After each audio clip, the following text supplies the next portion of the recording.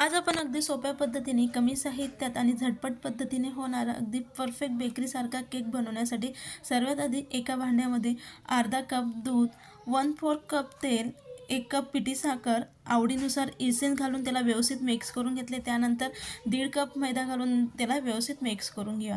ते व्यवस्थित मिक्स करून झाल्यानंतरच आपण त्यामध्ये 1 चमचा बेकिंग पावडर घालून त्याला व्यवस्थित मिक्स करून घेऊ. जर आपल्याकडे बेकिंग पावडर नसेल त्या जागेवरती इनो घातला तरी काही हरकत नाही. त्याला व्यवस्थित मिक्स करून लगेच आपण एका भांड्यामध्ये ओतून आणि कुकरमध्ये अर्धा तास त्याला बेक करून घेणार आहोत.